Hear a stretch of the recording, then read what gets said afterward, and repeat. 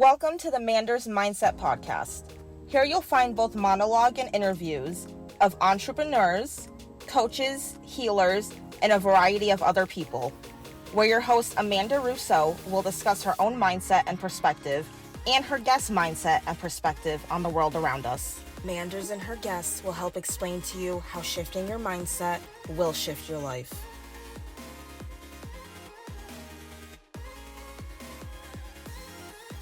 Welcome back to Manders Mindset, where we explore the power of shifting your mindset to shift your life. I'm your host, Amanda Russo, and I am so excited to be here today with Melyssa Allen. She's the author of Healthy Living Doesn't Have to Suck, host of the podcast by the same name, and a lifestyle medicine coach with a master's in clinical psychology. I've been reading her book, haven't finished it yet, but chapter 2 on mindset really spoke to me. Mindset always matters. And I am so excited to speak with her today. Thank you so much for joining me. Thanks so much, Amanda. I'm really excited to be here with you. I'm so excited for this conversation. Oh, yeah. Now, who would you say Melyssa is at the core? Ooh, she is someone who has been on the journey of life and has learned a lot along the way and would love to share the big takeaways and the aha moments that she has learned that can help other people hopefully change their lives in a similar fashion or even in a better fashion. And yeah, that's really my why, is to just help inspire people to make positive changes in their lives in a way that is realistic and sustainable. Caveat that part there. I love that. Now, can you take us down memory lane? Tell us about your childhood, family dynamic, however deep you want to take that. Yeah, absolutely. Oh my gosh. The first thing that I want to talk about are how amazing my parents are. So I know we chatted a little bit before we press record, but I'm an only child as well. I did have an amazing dog named Ranger growing up. And from the time that I was 4 until senior year of high school, I had him in my life through a lot of different moves. And so I like to think of him as, my little brother as a kid. But my parents are amazing. They have supported me through so much in my lifetime. And yeah, I couldn't be more grateful to have them in my life and to, think back on all of the things that they sacrificed to help me chase my dreams and just the way they've been cheering me on along the way. So we did move around a lot. And the first question that people usually ask with that is, well, were you a military family? And I'm like, technically my dad, is a Navy veteran, but that wasn't why we moved around. I think, we just all kind of got restless after a while. So I was born in California. When I was a year old, we moved to Houston, Texas, stayed there until I was about in second grade. Then went up to Idaho, the Northern Panhandle in Coeur d'Alene, Idaho, and was there third through sixth grade. Seventh grade, moved back to Austin, Texas this time. I came back down south and stayed there through high school. So during that time, there were a lot of different instances where I never really felt like I fit in. And sometimes that was more on like the social side of things, but actually moving from Idaho or moving from Texas to Idaho, I'm a quarter Puerto Rican, so I tend to have like darker skin, especially during the summer. And when we moved up to Idaho, I was actually like the darkest person in my classroom, actually at my school, I want to say, if I remember right. So it was definitely an interesting experience to have that through, those formative years of third through sixth grade and, going through some of the typical like bullying and body shaming and stuff like that.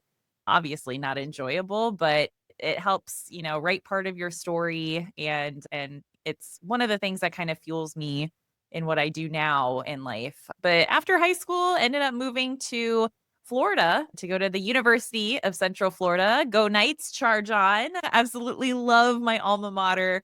And it's funny because, again, I shared I'm an only child. So after I was in college for a year, my parents decided to follow me out to Florida and they gave me a nice little buffer. It was like an hour and a half. They lived a little south of Tampa while I was in Orlando, but it was definitely nice to have them in the same state because we've got a really close relationship and I love spending time with them. So, Oh my gosh, that's adorable. yeah. Wow. What'd you go to school for in college? Oh, yeah, I guess I could talk more about college too, because that was a really great experience and part of how I got to where I am now. But little Melissa, at the age of 4 years old, fell in love with marine mammals when my parents took me to SeaWorld San Antonio for the first time.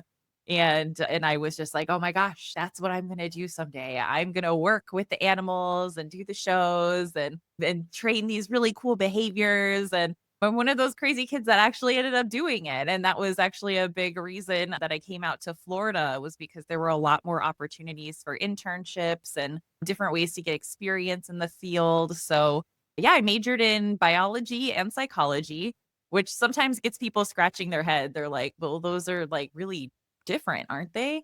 And surprisingly, no, our bodies are affected by our minds are affected by our bodies. And so there was some really cool overlaps that I started to notice during that time. And a lot of people also think, well, shouldn't you have been studying marine science or marine biology? And that really looks at, the ocean at large on an ecosystem and, all the microorganisms in the ocean. And what I wanted to do was more, behavior based. So we needed to learn the psychological principles of behavior modification and operant conditioning and positive reinforcement and all of that.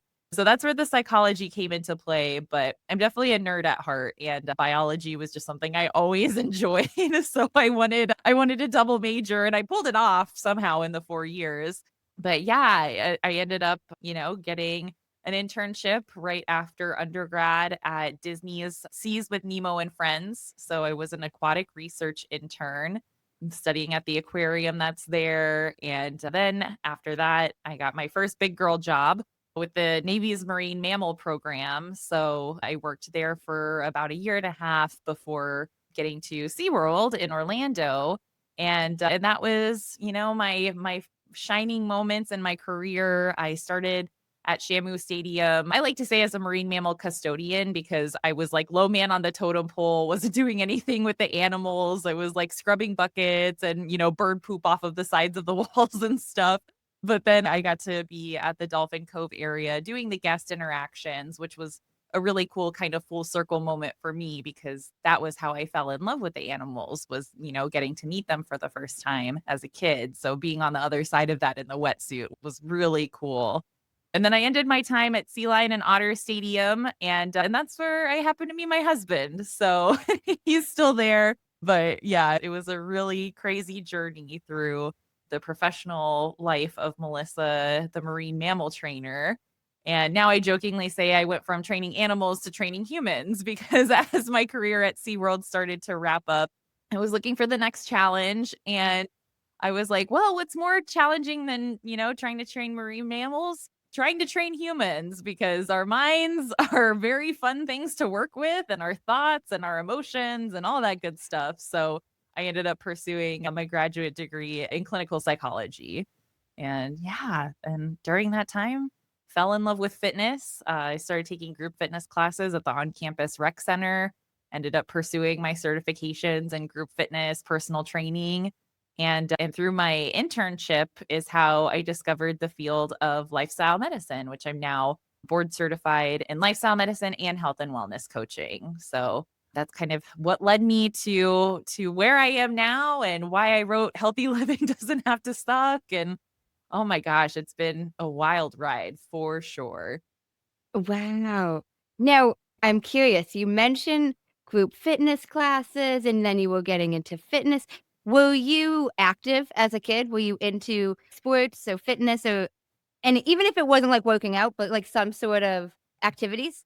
Yeah. Oh my gosh, that's a great question, because yeah, through the journey of Melissa's childhood, was very active as a kid, did lots of swimming. Obviously I was like pretending that I was swimming with dolphins while I was on swim team, And then I started getting really into dance, and I did ballet when I was up in Idaho and absolutely loved it. It was just one of those things where moving so gracefully, and I loved just like being with the music and moving my body like in sync with the music. And, one of my big goals was to make it to Dance on Point, and I did, and it was really fulfilling, and it hurt like a mofo when you're dancing on your toes, not really necessarily made to carry that much weight.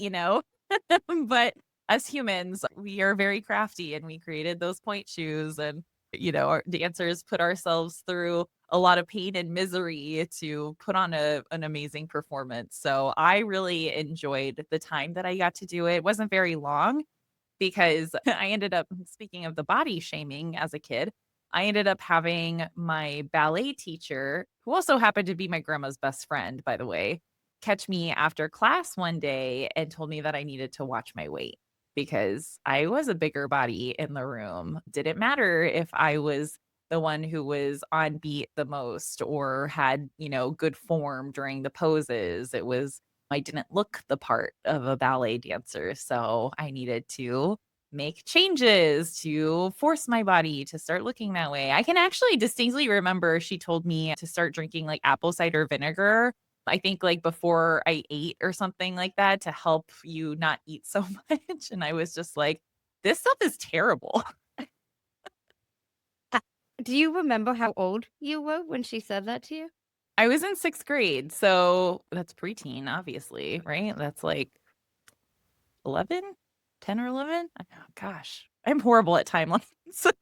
No, ooh, Yeah. that's a tough age to hear that at. Yeah, you're getting ready for middle Not that school. that's easy at any age, but, like, that age, you're likely already experiencing kids are getting meaner. From what Mhm.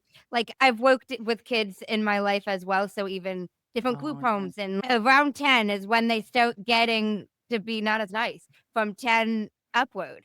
Yep.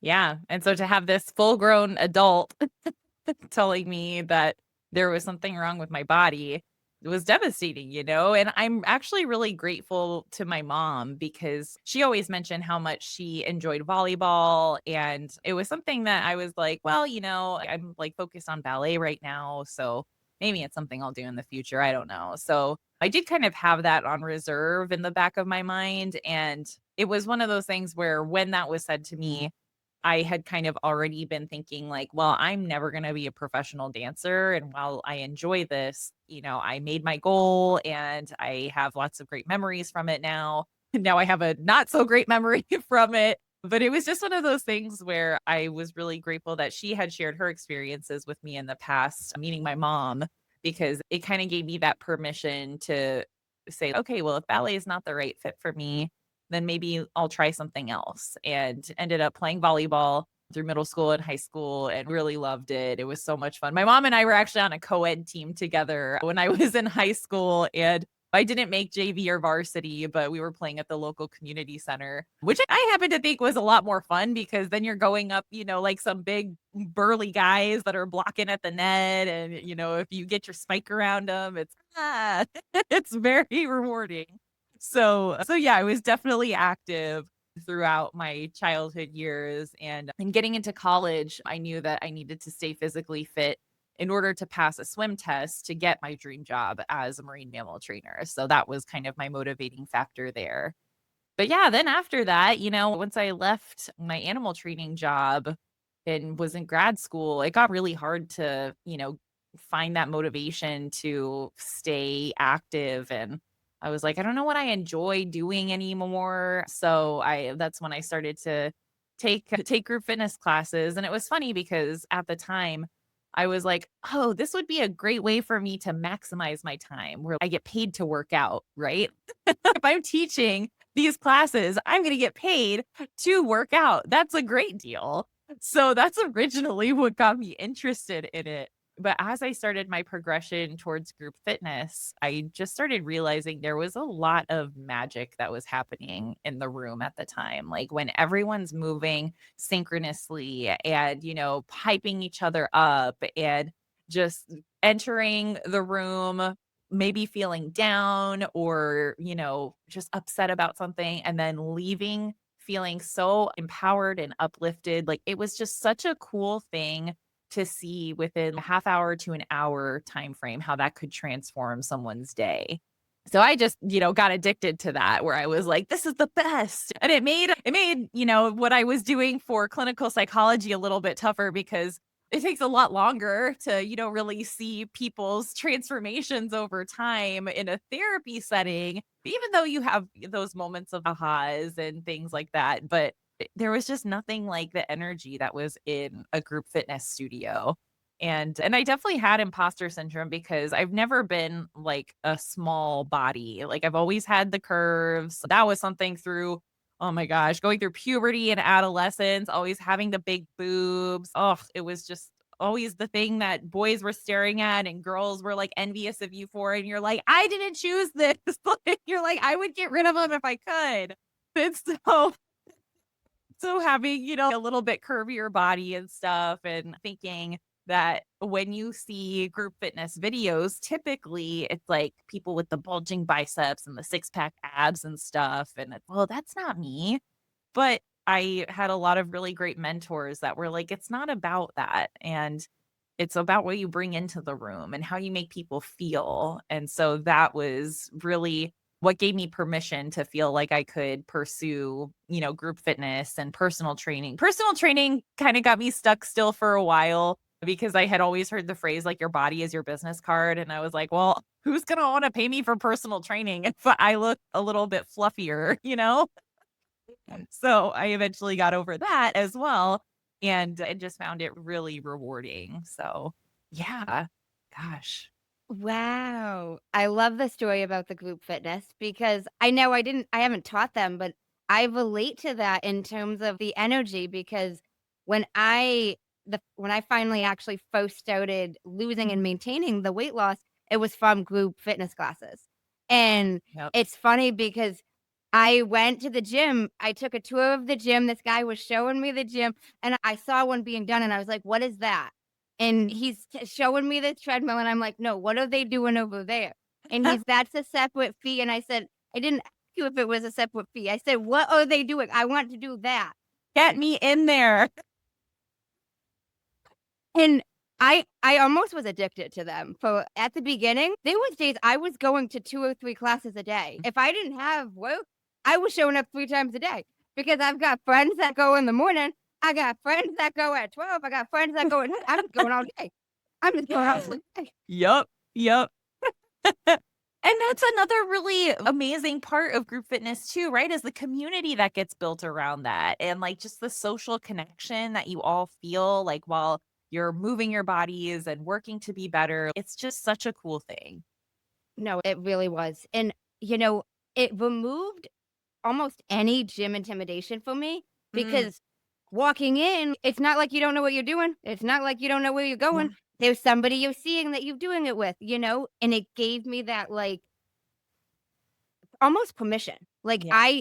I felt so confident and comfortable walking in there, but I didn't have a body that looked like I should feel confident walking in there. But I walked in there with my big old mouth. I you Yep. know, Yep. because I felt like I had a place. You know what I Yeah. mean? Yeah, it becomes a safe space and a place that that people are there to not only make themselves better, but like to help themselves and others feel better, like by just building those bridges and helping people that are new, feel comfortable if it's their first time. That's always something I thought was really cool where it's not even on the instructor a lot of the times. Of course they'll welcome newbies in, but then you get like the people who are regulars and they're like, "Oh, hey, you're new here. Like, how's it going? I love this class. Here, let me get your equipment set up." Like, it's so cool to see people coming together like that. No, it really is. No, how soon after you were doing the classes did you start teaching them? I think my progression process took about 4 months. So I had to do the online studying and everything to get the group fitness certification. And during that time, I was also working on the on campus rec center had its own like progression for interested trainers. So I was like shadowing classes. I was doing like team teaches and just like practicing choreography and stuff and getting feedback from the other instructors and mentors before teaching, my own group of participants. And then they broke the class down into, okay, I would teach different segments during the team teach while the main instructor took over. And then we would meet afterwards and go over, what went well, what could have been done better, really can't do this, just making sure that all the boxes were checked for safety and class operations and things like that.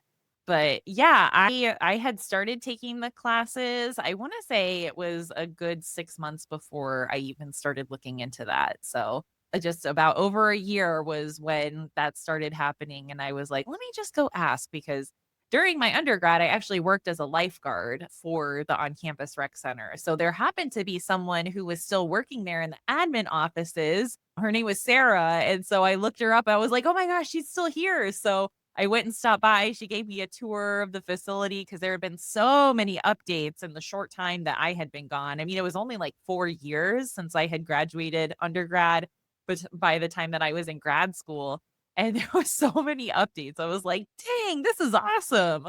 But it was just really cool to see, again, like that fitness community, and they call it the fit fam, and it was really true because during graduate school, I don't think I mentioned this earlier, but I actually went straight from SeaWorld into a PhD program instead of a master's. And that first year of the PhD program was really tough, and not necessarily from an academic side. Yeah, that was expected, right? But there were also a lot of things going on in life that just made it, made me question, like, what was I doing? And was this aligned with my own values? And am I willing to invest this time, this energy, this money towards this degree when I can already tell I'm not going to thrive in this type of environment? So that being said, just kind of the cliff notes was like I was gaining weight during the time that I was in grad school because I wasn't nearly as active as I was at SeaWorld. I also had to take my dad to inpatient treatment for alcohol use disorder while my mom was working in Germany. She had moved over there, and he had always had a difficult struggle with his drinking habits. And when she wasn't around anymore, it just got really out of control. And I had to be the one, to pick him up from the house and take him in. And so proud that he was able to get the help that he needed. But obviously, that was really stressful for me because, as you know, not having siblings to help you through something like that, you shoulder a lot of the caregiving in that instance. And and God bless my husband, because we had been dating, I don't know, maybe like a couple months, almost a year, I think, by the time that happened. And he was my solid foundation through that rocky time, man. I don't know how I would have made it through without him. And then some of the other girls that were in the cohort with me in the PhD program, like they really helped me get through. But yeah, I didn't feel like I was getting the support that I needed on the program side. And once my grades started declining, it wasn't like a, hey, is everything going okay? It was kind of like a, you should be doing better in your classes. And I was like, oh, this doesn't feel good. It was just kind of a wake up call, I think, to take that step back and really look at, where my life was heading, what I was going to need to help myself get through that time, but also like to be there for my family. And yeah, so it was just one of those things where, oh my gosh, now I can't even remember what your original question was. I went down that tangent. I was like, oh, wait, whoa, where was the road? I was going to course correct back to it. And I was like, nope, we're lost. Oh, But man. I don't remember my original question either. Well, I think hopefully that answered it along the way. But all of that to say, in hindsight, things worked out the way that they were supposed to, because had I not gone directly into a PhD program, I would not have pursued like reaching out to the on campus rec center, because the master's program was hosted at a satellite campus where they didn't have the on site rec center. So if I hadn't gone into the PhD, I wouldn't have pursued the rec center, which means I might not have gotten certified in group fitness when I did. And then I might not have discovered lifestyle medicine until much later in my career, when I was maybe working as like a mental health therapist somewhere. So it was definitely like the Steve Jobs quote, like looking back, you can connect the dots. But when I was in it, I was like, what is going on? Life is going crazy right now. I don't know what to do with myself. But But yeah, I eventually made it to the master's program, and oh my gosh, it was like night and day. Like from day one, they're preaching self-care, saying like empathy is a strength. Not that the other program was like empathy is a weakness, but it was just handled very differently. And yeah, I just kind of felt like I had found like my tribe of people for graduate school, and just really grateful to, both programs because I had help and support in both of them. It was just different experiences and different travels along the way, but they all eventually led me to where I am now. And had I stayed in the PhD program, I never would have published this book. And so now that I have it out in the world and I'm doing, employee health and well-being events with it and creating a signature program from it, like it's all things that can have a really like grand impact on the world. And that's what I'm really excited about. I love that. Now, can you define lifestyle medicine for us? Oh my gosh, yes. This is one of my favorite questions because I always forget since I'm so into it that like lots of people probably haven't heard that term yet.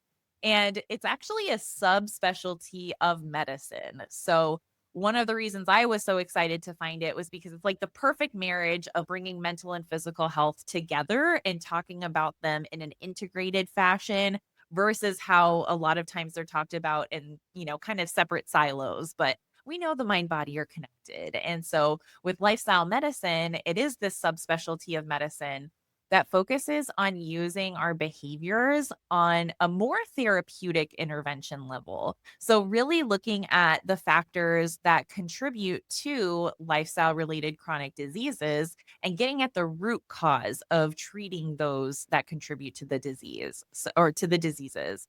So it's broken down into 6 main pillars of health. We have physical activity, no surprise there, nutrition, stress management, healthy sleep habits, positive social connections, and then reduction or elimination of risky substance use. So, like tobacco, vaping, alcohol, and things like that.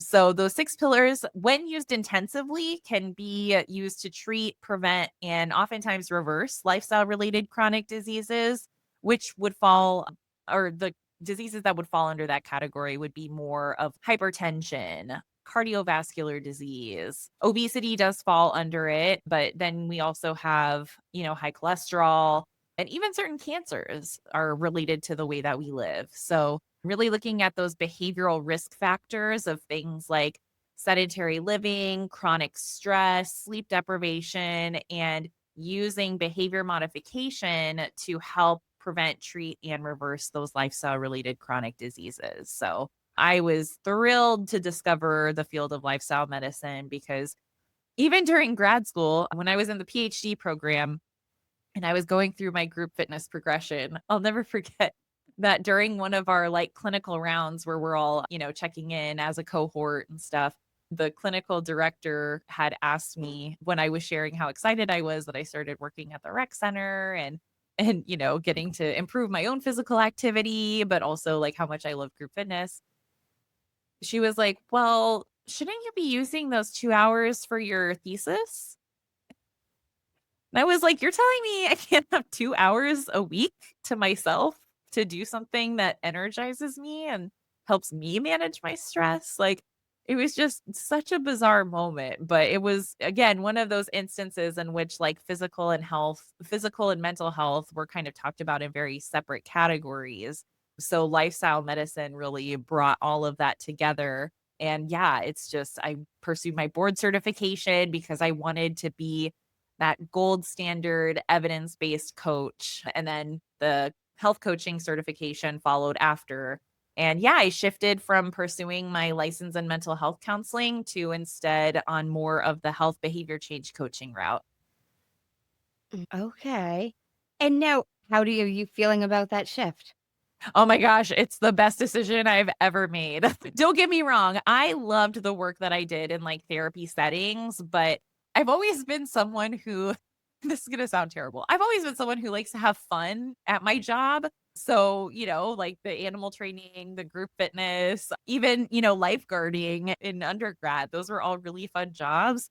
And I appreciated the experiences that I got while getting trained as a therapist. But I was like, I don't know how long I can see myself doing this because the empathy is running high and I'm sitting with people in some of their deepest stuff. And it is a privilege to be able to hold that space for them to process through it. But also from a career longevity standpoint, I was like, can I see myself doing this on a regular basis and being able to like be okay through that, you know? So it eventually came down to no, I don't see myself doing that long term. Again, very grateful for all of the training and the experiences that I got along the way. I had some fabulous mentors and some really wonderful patient encounters too. So those are all things that I'll cherish through those experiences, but I get really energized through the coaching process and it gets me excited when people are sharing their successes and when we can, brainstorm together to try to problem solve on this place that they keep getting stuck at. And then when they start noticing some of those like barriers that they create for themselves that come up, like the thoughts, the emotions, and how they start to learn these behavioral and psychological tools to overcome them. It's just one of those moments where it's like, you know, oh my gosh, it's just my favorite thing. So I couldn't be happier that life led me down the twisty, turny paths that it did to get here. And yeah, it's just such fulfilling work. I love that. I love that. Now, how long have you been doing the coaching for? Let's see. The fitness coaching I've been doing for about 6 years now. Started that before COVID and did like a couple pop-up in-person events thanks to my mentor in graduate school who said, "Hey, you should think about starting an LLC and just having a business to see what kinds of opportunities it brings to you." So I did, and so I started, doing the fitness coaching about 6 years ago. For the health coaching piece of it, it's been about 4 years now that I started taking on some clients and running group coaching programs. So, yeah, it's been not necessarily a lengthy journey in health coaching, but in terms of behavior modification, I've been in that for almost like 15 years now between all of my odd jobs and thinking about my training and schooling and stuff like that. So it's definitely been an accumulation of time and experience and many varieties that I now pull out those tools during coaching sessions. I bet. And now, when did you write the book? Ooh, that was back in 2022. So, one thing about me is I love double digit numbers. And my birthday is November 11th, so 11/11. I am a Oh my Scorpio. God. I'm big on the double numbers myself. When you said Yes. 11, oh my God. I remember. 11/11. I love 11/11. Sorry, continue. Yes. But no, okay, so get this. So, I turned 33 on 11/11/22. I know. So I wanted that to be a big milestone birthday. So it was maybe like, I don't know, it was maybe during COVID that I finally, got bit by the bug and I was like, I'm going to write this damn book. Like, I'm going to bring it to life. I'm going to create what I wish existed in the world when I was trying to start my own health and wellness journey. And so, yeah, I set that published date for myself as 11/11/22 and I made it. I'm not going to lie. The last like 80% of the book was maybe written like 4 months before I published it.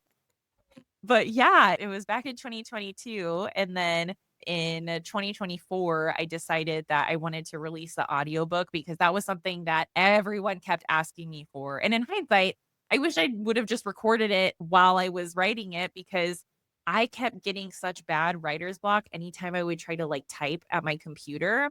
So what I ended up doing was I pretended like I was presenting on these topics because I was like, I could talk about this stuff all day, but anytime that I tried typing, I would just get so stuck.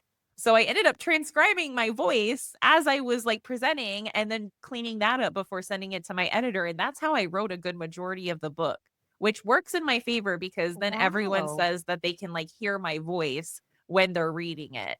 But I definitely needed to get the audiobook out there because there was high demand for it. And so, yeah, I ended up doing a second edition of the book when I went back to record the audiobook because there were a lot of updates that I wanted to give. One of them was like my dream job that I had raved about in the first edition of the book ended up like my entire department got eliminated at the hospital. So I was like, well, that's a bummer and something I should probably talk about in the book. We also lost our dog, Buddy. So Buddy was like my saving grace throughout my college and beyond years. Like I rescued him in 2020, or no, not 2020, 2011. And he was 10 months old at the time and just this cute little golden yellow lab mix and a total terror at home because he had separation anxiety, but he was the best blessing in my life. And yeah, we ended up, having him in, well, I had him in my life for almost 13 years. And my husband and I had been together through about like 7 years that Buddy was around for us. So definitely lots of special memories for Buddy. So I wrote, a nice little tribute about him in the book while also talking about how like the grief that came with losing him was just something I had never experienced before. And, to this day, I still get hit with this tidal wave of grief at times where it's, oh my gosh, like I just miss him so much because he touched every single part of my day.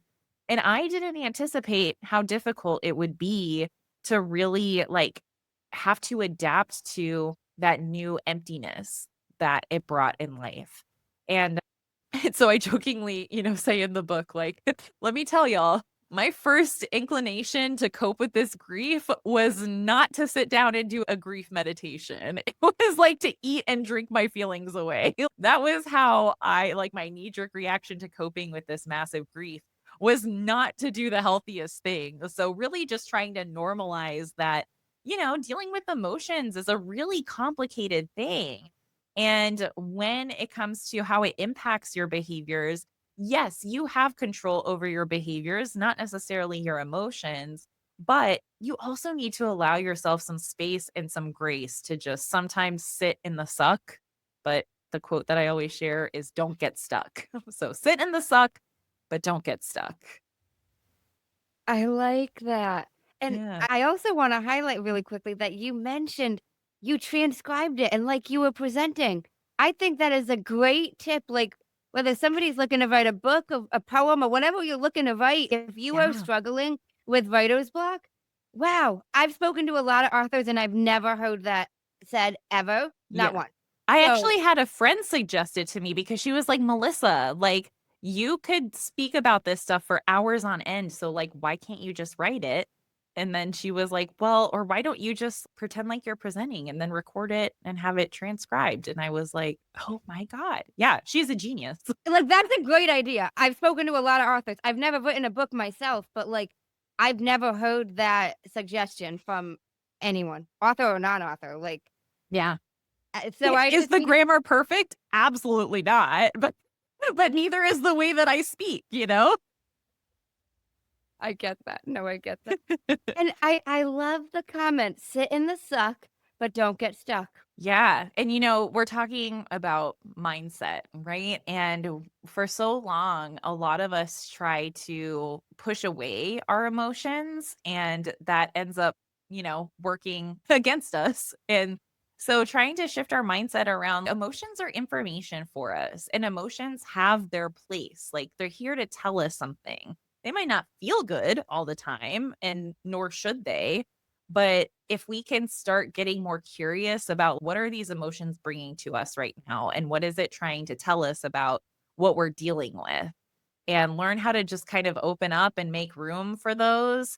And I like to say, they just kind of come along for the journey of life. Maybe they're like in the passenger seat or the back seat, or maybe they're all the way in the trunk, but don't let them take the driver's seat from you. Like you get to be in charge of the behaviors that follow those emotions, but you have to start, first of all, recognizing what the emotions are as they come up, learning how to kind of take that step back and be like, oof, this grief is real heavy today. I am having such a hard time dealing with this. And give yourself that compassion through it, because self compassion is one of the keys to sustainable behavior change.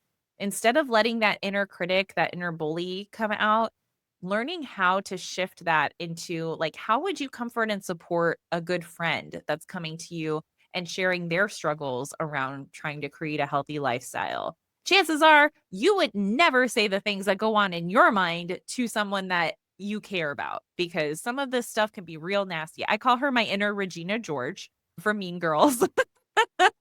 It's so funny you say Regina George, because in the book you mentioned Mean Girl, and I was thinking of the movies. I Yep. was thinking of the movie. Yep. I know. I was like, I don't know how much of this I can get away with, like, without like copyright infringement, but I was like, I'm glad that like that was what you picked up on, because yeah, it's like Oh, I so Regina did. George. I love that.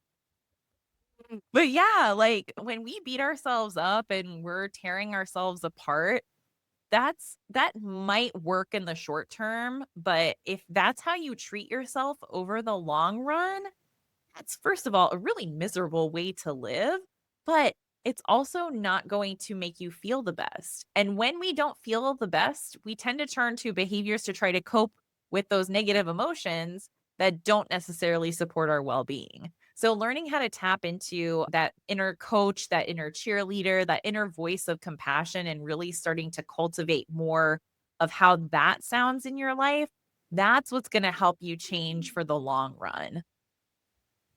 Yeah. No, that makes a lot of sense. Now, in the book, and I don't remember exactly what you called this, but there was a triangle you talked about in the mindset Yeah. chapter and there were the 3 points. I Mhm. don't remember the name of the triangle. Can you elaborate on the Yeah, triangle a little bit? absolutely. It's the cognitive triangle. And we've Cognitive. actually, during the last couple of minutes, we've been talking a little bit about that. And the 3 points of the triangle are thoughts, emotions, and behaviors. And so, out of those three, the only one that we truly have control over is the behavior piece of it.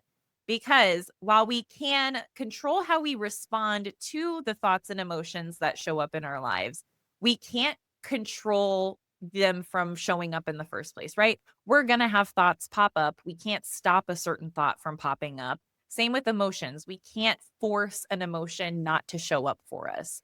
So, the more energy that we try to expend fighting those things, the more exhausted we're going to get. When instead, if we could shift that energy to relate to our thoughts and our emotions in a different way, that gives us more energy to focus on our behaviors and the actions that we choose to engage in as those thoughts and emotions are coming up.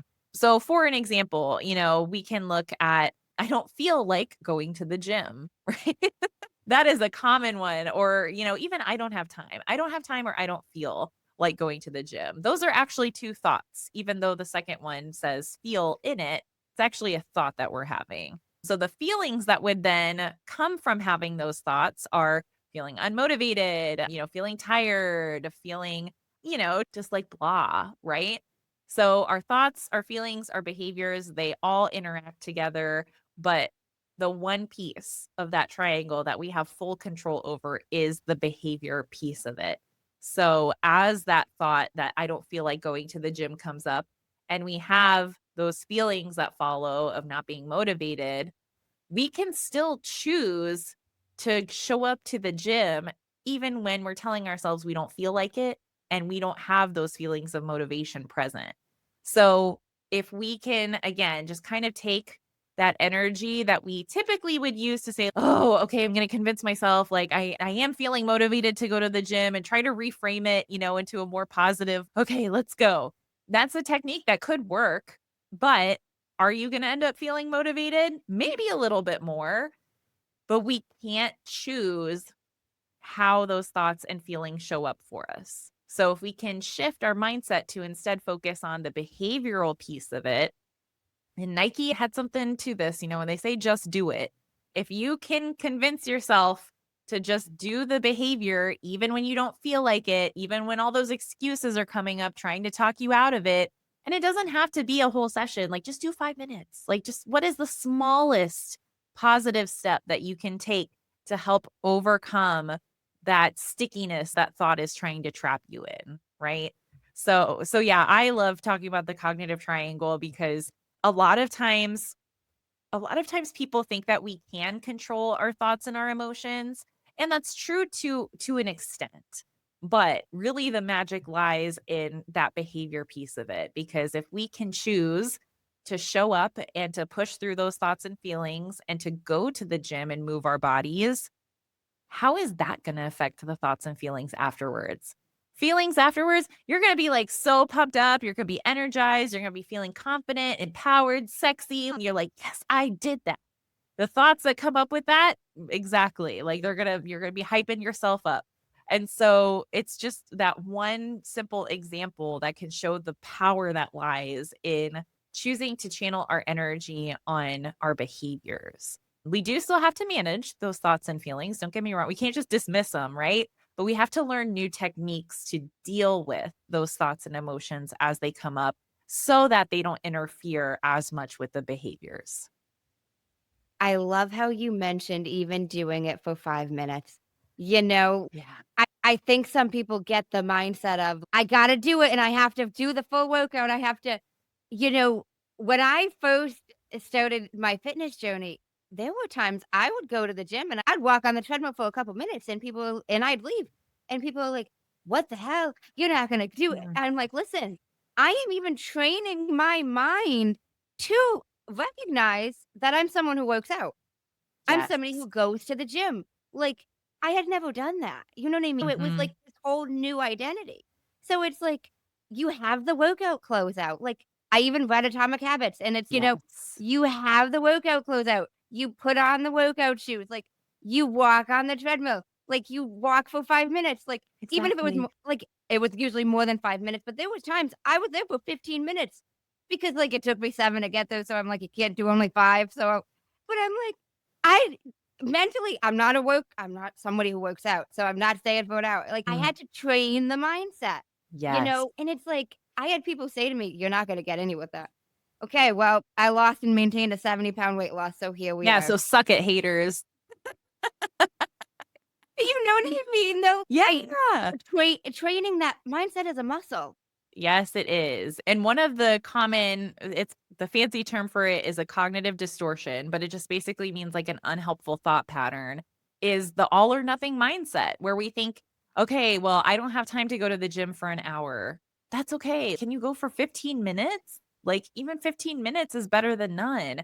So really trying to teach people how to recognize those unhelpful thoughts and stories that we've been told over our lifetimes because oh my god, I know we didn't even dive into diet culture, but like all the messaging that there's something wrong with our bodies that we have to fix through exercise and nutrition. Oh, it's exhausting. So we have to learn to recognize those unhelpful stories as they come up and then choose to change them into something new. I love how you shared about taking on that identity as I am someone who goes to the gym and really starting to train that mental muscle. Oh, it's awesome. Yeah, because even my own mind was like, "You don't work out. You're not someone who go," our minds they're gonna tell us the That negative inner thing. Regina George. Yeah, and I'd be like, "Fuck you, Regina, I'll show you." Exactly. And then actually almost prove it with the behavior. Yes. Yep. Oh my gosh. Yeah, I love that. Yeah, take a revenge stance against the inner Regina George and be like, "Oh, you think I can't do it? Well, watch me, bitch." I do have that in me a little bit.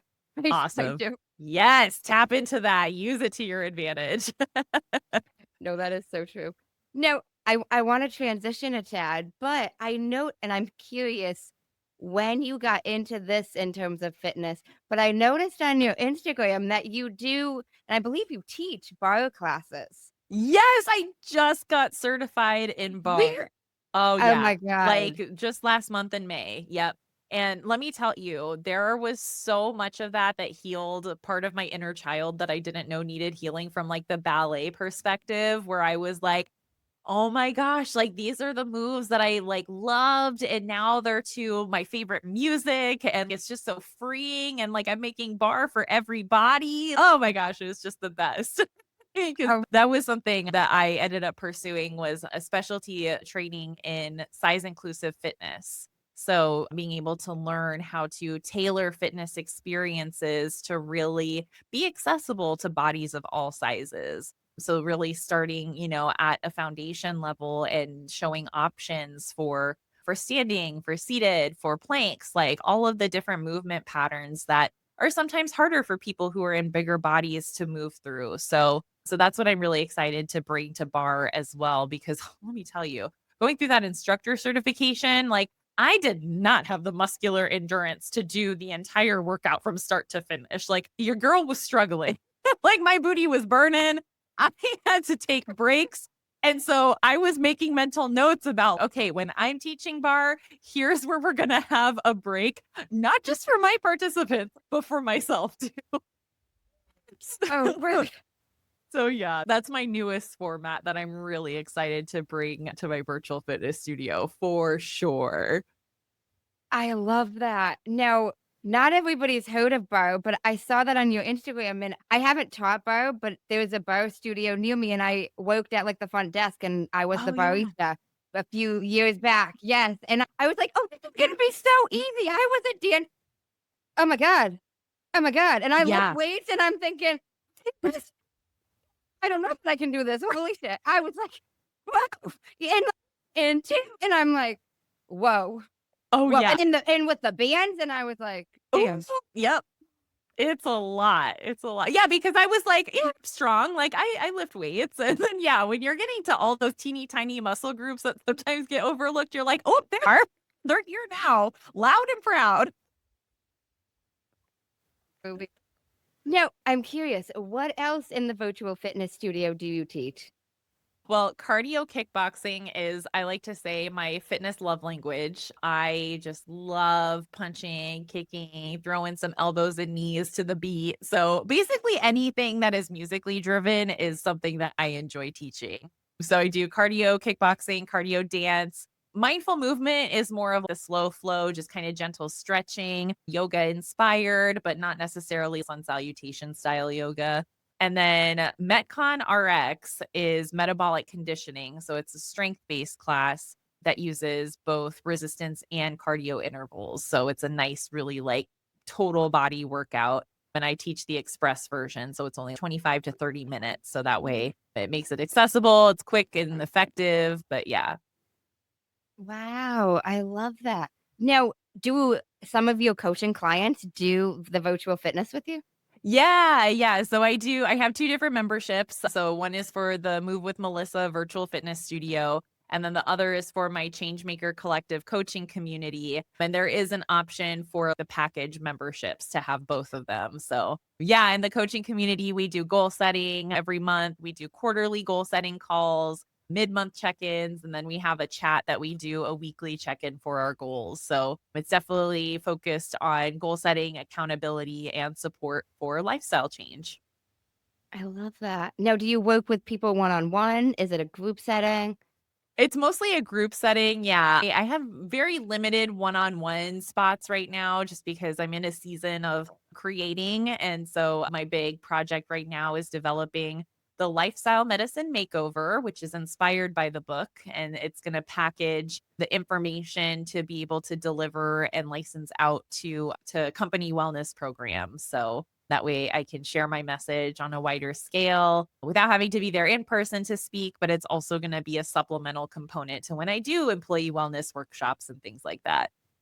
I love that. I Yeah. love that. To getting it out to even more people. Yes, I'm so excited. Yeah, to have like my own signature program based on my book is just such a cool thing to think about. And it's really something that I never thought about before. But the more that I started doing some like employee wellness workshops, I was like, this would actually be really cool because I'm teaching a lot from my book already. And I have other programs that I'm certified to facilitate, like Paving the Path to Wellness is a lifestyle medicine program. Full Plate Living is a nutrition program, but they have a free online course that I always recommend to everyone because it's very focused on freedom and flexibility around food and really just getting at eating more fiber because only 1 in 10 US adults is meeting the current recommendations for fiber intake. And fiber is huge for our mental well being, our physical health. And reduction of risk for chronic disease in the future. So yeah, it's a program that I absolutely love. And that's why I was excited to facilitate that one too, because it's just definitely aligned with the healthy living doesn't have to suck values. I love that. I love that. Now, I'm curious, when did you or how did you realize how important mindset was in all of life?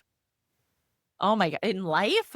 Like in fitness, and I feel like it's in Oh, not even just yeah. fitness, but But just lifestyle change. lifestyle change, like in goal setting, like any of that Yeah. aspect, changing, coaching, all of it's not just life, but Right.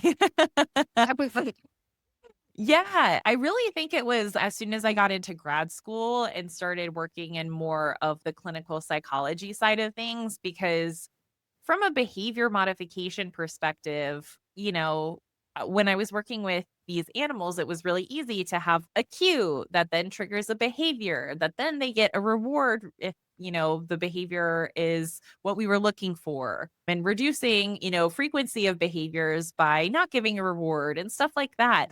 And it was again just one of those things where I had learned a lot about through my experience in animal training. So so I was like, yeah, let's go with clinical psychology. Let's work with humans on changing their lives.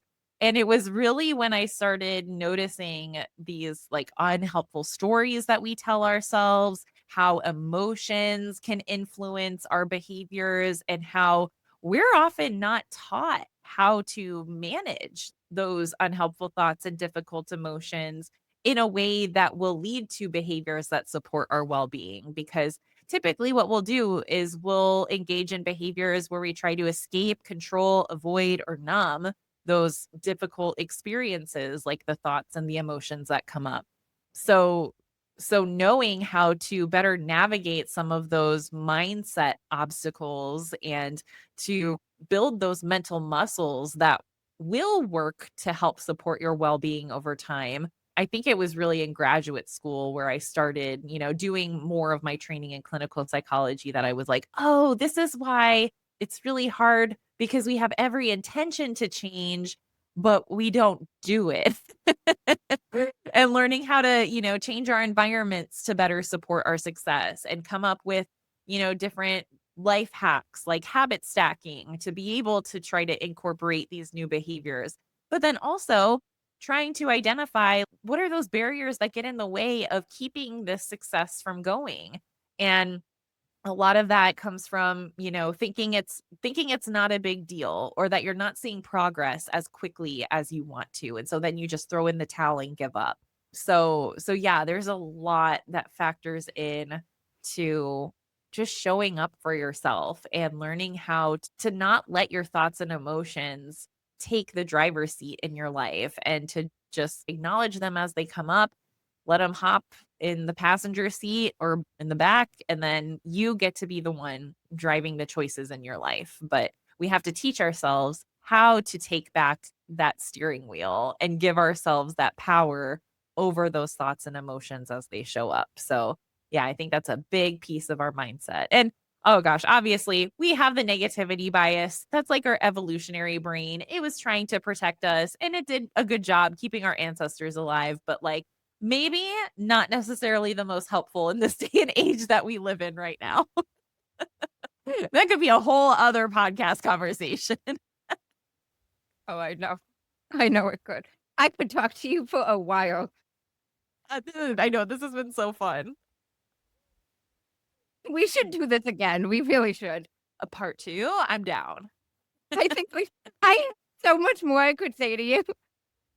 This has been great. I really do. Have you heard of a man named Jay Shetty? Yes. I was just I'm talking about him with someone today. Love his messaging. I'm a big fan of him. I love him. He ends his podcast on purpose with two segments, and I've stolen them, and I end my podcast with those two segments as well. Here But I for give it. him credit. I love that. The first segment is the many sides to us. There's 5 questions, and they need to be answered in one word each. Ooh. What is one word someone who was meeting you for the first time would use to describe you as? Positive. What is one word someone that knows you extremely well would use to describe you as? Oh, trustworthy. What is one word you'd use to describe yourself? Relentless. What is one word that if someone didn't like you or agree with your mindset would use to describe you as? Ooh. Wait, I'm describing that person or What they they would would describe describe me? you as. Oh, maybe flaky. Flaky? I don't know. Because I'm an introvert, so I don't know. Maybe if I don't show up for something, they think I'm flaky. Okay. I don't know. Oh, wait, but you asked about mindset. Oh, shoot. I already ruined this one word thing. You can change your answer. Okay. So if they didn't like my mindset around things, If they sorry. didn't agree with you or your mindset. Oh, if they didn't agree with me or my mindset. I want to do a phrase, but I can't. You know what I'm going to go with? I'm going to go with it's hyphenated. Overly empathetic. Wow, that was hard. What is one word you're trying to embody right now? Faith. Second segment is the final 5, and these can be answered in up to a sentence. What is the best advice you've heard or received? Don't dull your light. Shine brighter for those around you. Why is that the best? Because I think a lot of times if we're too much of something, if we're too positive, if we're too energetic, if we're too hopeful, people might try to rain on your parade. But in those instances, that's when you should just shine brighter and not let them dull your light.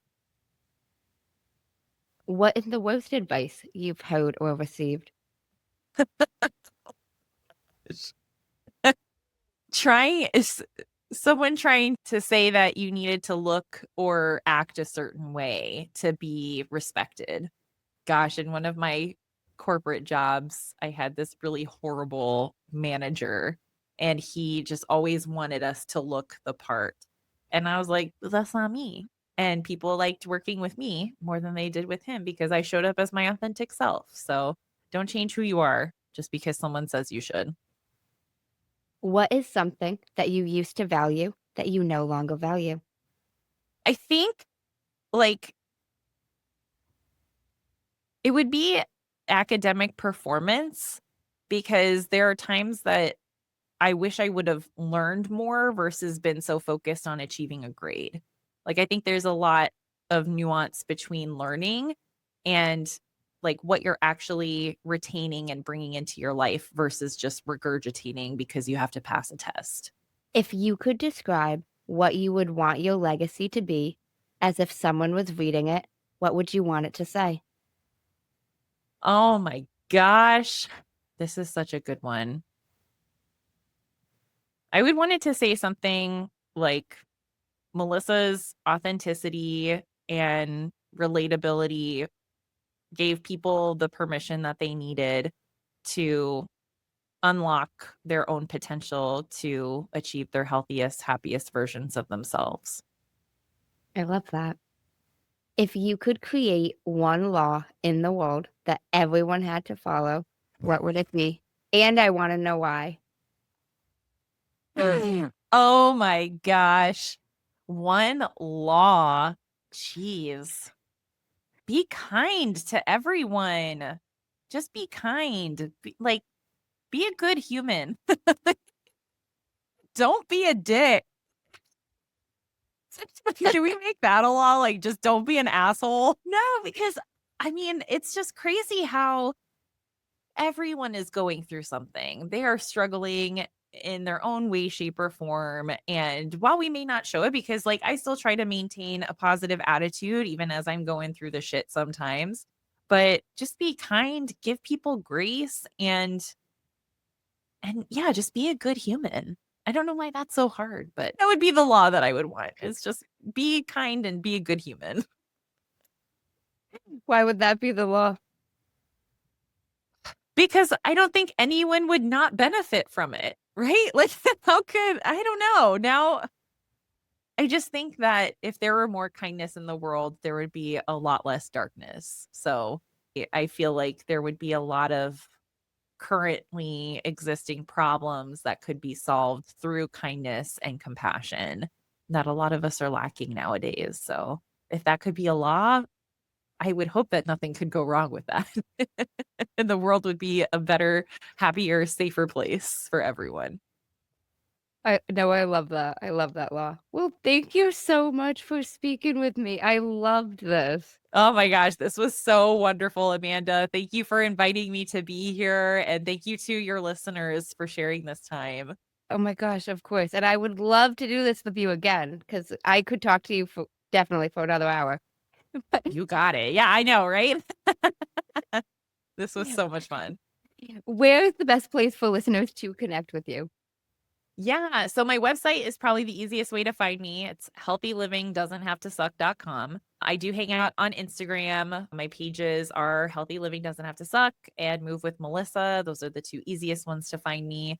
And Melyssa is spelled with a Y and Move with Melyssa. So if you don't mind linking that in the show notes, because I know that could throw people off Yeah, sometimes. I absolutely will link that in the show notes. And I love your signature brand, Melyssa with a Y. Like I remembered Yes. that. I literally remembered that from like Amazing. months ago. Yeah. I know I really did. Like it works. The branding, Oh, I'm so glad. like it does. I remembered it. Even though we scheduled this like mad long ago. Yeah. I just Okay. did. I was like, I'm speaking to Melyssa with a Y tonight. I don't remember exactly what we're speaking about, but I'm speaking like I knew that in my head. Oh my gosh, that makes my heart so happy. Yes, I want it to be Yes. catchy. It gets the message across. No, it is. It really is. And I'm like, oh my gosh. Amazing. Oh my gosh. Thank you, Amanda. Of course. I do just like to give it back to the guests. Any words of wisdom you want to share with the listeners before we close out? Oh my gosh. I think it would be just show yourself some gratitude today. Like whether it was tuning into this podcast, whether it was taking some time to move your body or eat a piece of fruit or anything that you did that supported your well being today, because there is something that you can find. And just be grateful to yourself for that. And as you move through your journey, learn how to become your own cheerleader, your own coach, because you deserve a healthy, happy life and you're capable of creating that for yourself. Well, thank you. I really appreciate it.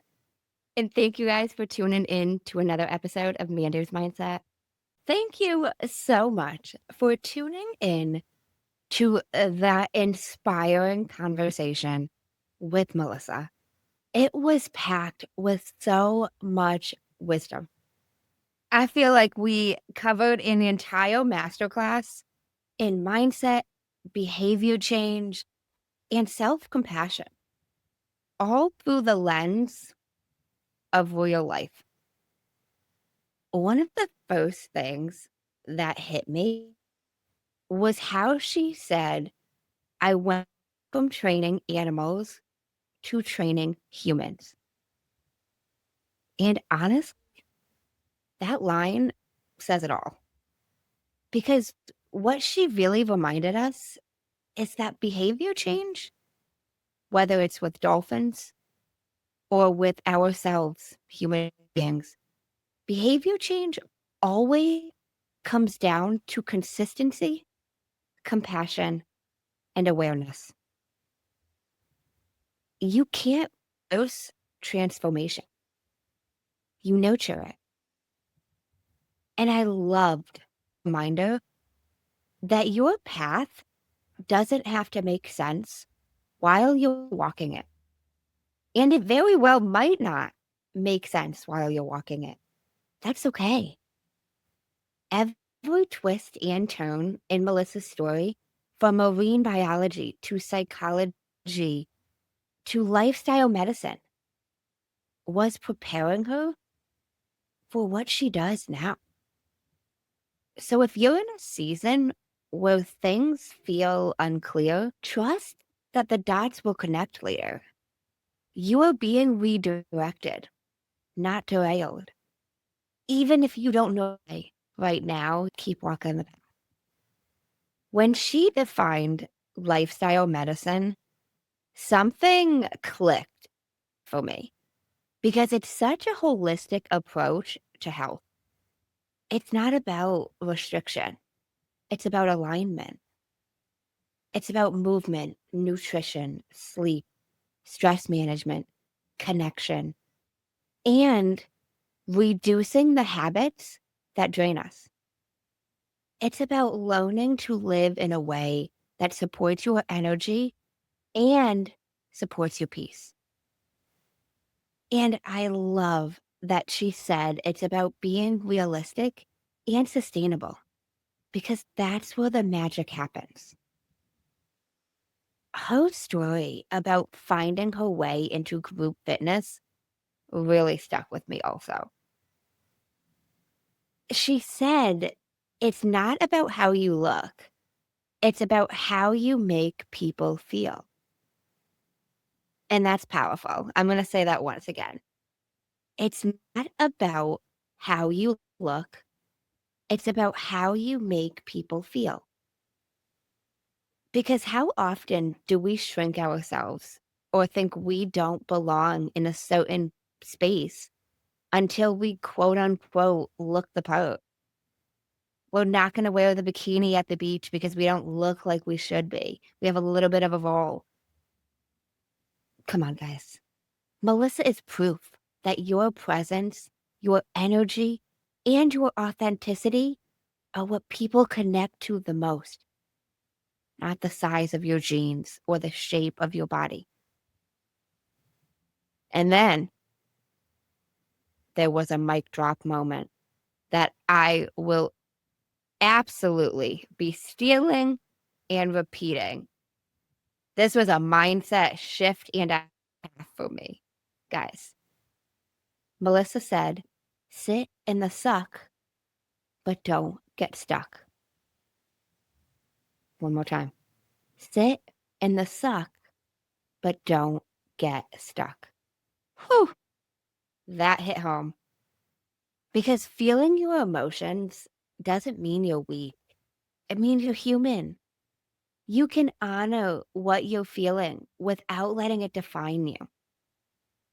That's where mindset meets emotional intelligence. I also loved her breakdown of the cognitive triangle: thoughts, emotions, and behaviors, and how Melyssa reminded us that the only one we truly can control is behavior. We can't stop certain thoughts or feelings from showing up. But what we can do is we can choose what we do with those thoughts or feelings. Even just 5 minutes of movement, one deep breath, or one small action. That's how you shift your state of being. That's how change actually begins. One choice, one step at a time. There's a meme that says something very simple about how if you can't clean the whole room, clean one corner, take that one step. And lastly, the heart of this episode was self-compassion. We all have that inner critic, or as Melyssa calls it here, or as Melyssa calls hers, the inner Regina George. My fellow Mean Girl fans will relate to this. It's so true. If most of us spoke to our friends the way we speak to ourselves, we'd have no friends left. We wouldn't speak to a child the way we speak to ourselves internally. So, what if we started talking to ourselves like someone we love? Like that little child that we love and care so much about? What if we replaced that inner critic with an inner coach? The voice that says, "You're doing great. Keep going." Because that's how you build confidence. That's how you create sustainable change. Not through shame, but through supporting yourself the way you support other people, the way you support the people you love the most. So, if there's one thing to walk away with from this episode, let it be this: you don't have to have it all figured out. You just have to keep showing up. Feel what you need to feel, do what you can with what you have, and remember, like Melyssa said, don't dull your light for anyone. Shine brighter. Thank you guys so much for tuning in to this magical episode of Manders Mindset with Melyssa Allen. I hope this episode inspires you and helps you create the change that you are seeking in your life. Thanks as always. Keep breathing, keep shifting, and remember, everything is figure outable. In case no one told you today, I'm proud of you, I'm rooting for you, and you got this. As always, if you enjoyed the show, I would really appreciate it if you would leave me a 5-star rating, leave a review, and share it with anyone you think would benefit from this. And don't forget, you are only one mindset shift away from shifting your life. Thanks, guys. Until next time.